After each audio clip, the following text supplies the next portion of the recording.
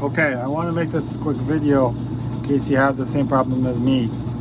I'm not a formally trained heating or air conditioner or anything guy, but I do have a lot of common sense. I'm not stupid. I do have training in electronics. I know how electricity works, and I do logic work for a living, not heating air conditioner. But anyway, here's the problem that I have. This is how these gas burners work. When you turn on a thermostat, or the thermostat turns automatically because it's monitoring your temperature, it sends a signal. This is the wire. This is the signal wire. It goes up there, towards through the floor, through the wall, to my Nest from Google Nest. That's what I have. Okay. And what happens is, the first thing it needs to do, it needs to turn on this motor. Let it spin.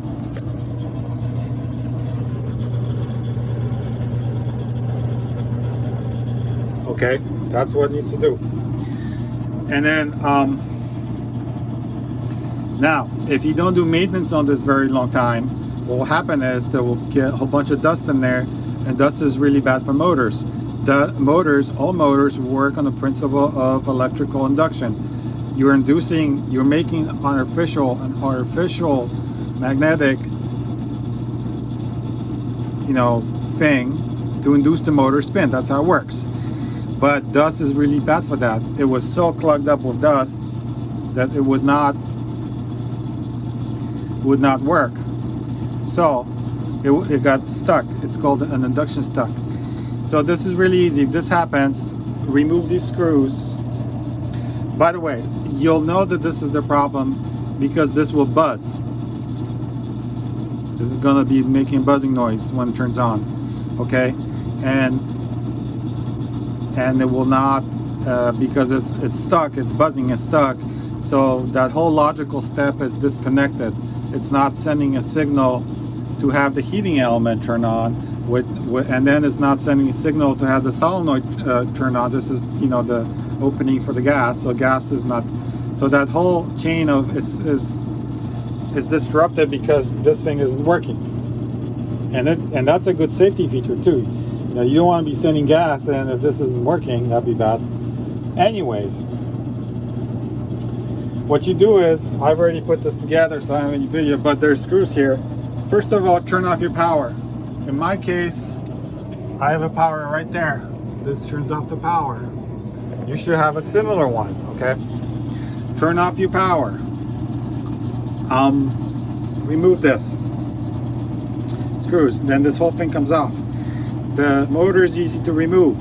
There's just 3 screws on the inside. There's one here, and one like there. Just get a long screwdriver to remove the screws. Make note of all the wires. Take a video, take pictures. Actually I put actually stickers around the wire, and I labeled them where everything was going. Remove the motor, take it outside, get compressed air. Now, I mean, before that, just move it. It should be kind of hard to move. It probably moves, but not good enough. Take it out, get compressed air, like in those cans or something. Look in there. You probably have dust. Spray it everywhere. Get multiple cans, spray it everywhere. Then connect there's 2 black wires. Black wires are 115 volts. Even says so right here, the black. The red wires are the trigger wires, 24 volts, so ignore those. There'll be one wire connected here. There's like a breakout board underneath there, and then the other one goes to a relay. You can get voltmeter, and when you turn on your thermostat, you should be getting 115 volts. That's another check you should be doing. This 150, if you're not getting 115 volts there, it's something maybe wrong with the relay. But if you are, that's good. That means that the motor is getting what it needs. But it is not engaging because it's stuck. Once you clean out the motor, you can, before you assemble, we can come back in, just connect the 2 black wires, send a signal to your thermostat, and this thing should turn on. While you're working on all this stuff, turn off your gas. Really easy. Just move it to the off position. Okay.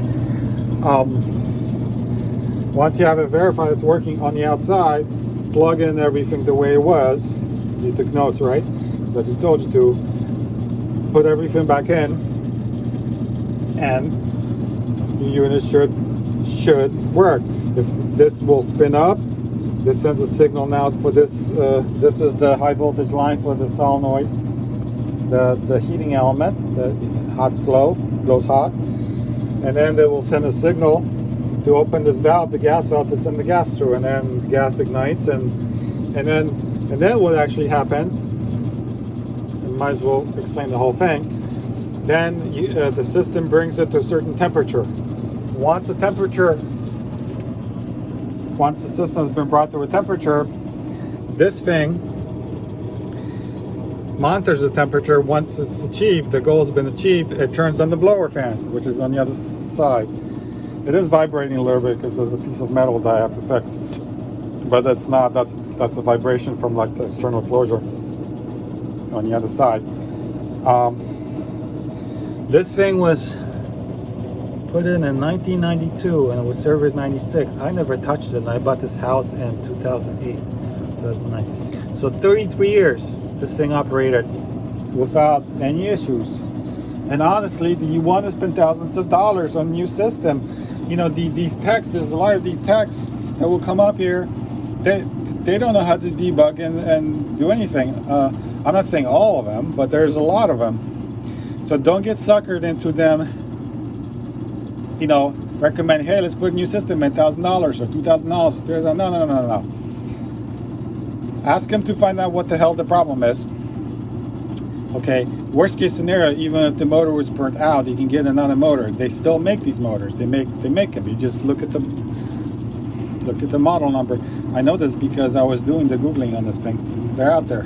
They must make us a couple $100, and literally you could do it yourself. Just if cleaning out the dust out there doesn't work, then you might have an electrical short inside, or your motor just burned out. It's possible. In my case, that didn't happen. So really, like, all you need is just some common sense. I just explained to you how the whole thing works. You use a voltmeter, a multimeter, probably have one, and just document before you disconnect. Take pictures or put stickers around your wires so you know which one. Don't take any chances with that. Don't just unplugging without doing any work. In my case, that's what the issue was. And I think, you know, like, could you have a heating element go bad? Possibly, but the one I have in there still works. It's been there for 33 years. I don't know. What else to say? I made this video. Hopefully, someone who really needs it will see it, because, you know, times are tough. Everything's expensive. Do you want to spend thousands of dollars to fix something if all you have to do is remove this thing and clean it? Probably not. The system worked all these years fine. It's going to keep working. It heats my house just fine. My bills are not high or anything like that. Now, I know this is an older system. I know it could be more efficient. I know, but I don't want to spend $15,000 for a new system or whatever.